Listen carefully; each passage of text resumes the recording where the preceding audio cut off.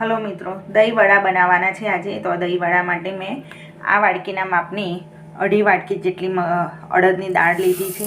હવે એને મિત્રો મેં અડદની દાળને 3 થી 4 પાણી ધોઈને સરસ મસ્ત પાણી મૂકીને પલળવા દીધી છે. દાળ ડૂબે તેટલું પાણી લીધું છે. હવે એને 3-4 કલાક સુધી તો મસ્ત પડીશું. પાણી બિલકુલ લેવાનું નથી ને મિક્સર જારમાં આપણે એને ક્રશ કરી દઈશું. હવે દાળ મસ્ત ક્રશ કરી દીધી છે. હવે બિલકુલ પાણી નાખ્યા વગર દાળ જેટલું વધારે ફીણશો એટલે આપણા દહીં વડા એકદમ સોફ્ટ થશે, રૂ જેવા એકદમ. મિત્રો આપણે હવે બધા મસાલા કરીશું. એક સાઈડ તેલ ગરમ મૂકી દઈશું અને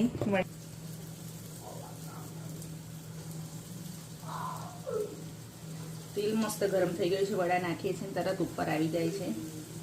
તે કલર ફાઇન આવી ગયો છે. હવે આને આપણે બહાર કાઢી દઈશું.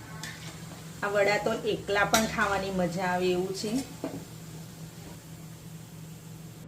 હવે આ વડા ઉતારી દીધા છે. એને ગરમ ગરમ પાણીમાં એડ કરવાના છે. તો પાણી મેં લઈ લીધું છે. પાણીની અંદર આપણે થોડીક હિંગ એડ કરીશું અને થોડુંક મીઠું એડ કરીશું. એને મસ્ત હલાવી દઈશું અને વડા બધા એની અંદર સોફ્ટ થયા છે. વડા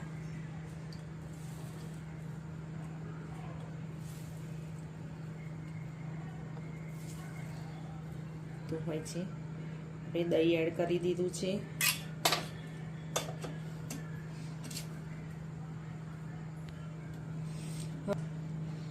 એની ઉપર ગ્રીન ચટણી એડ કરીશું આપણે.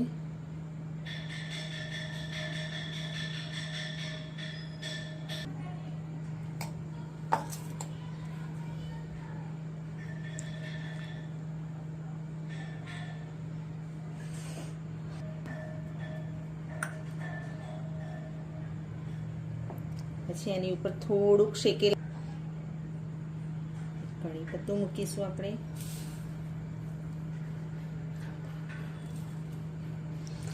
અને તમને જોઈએ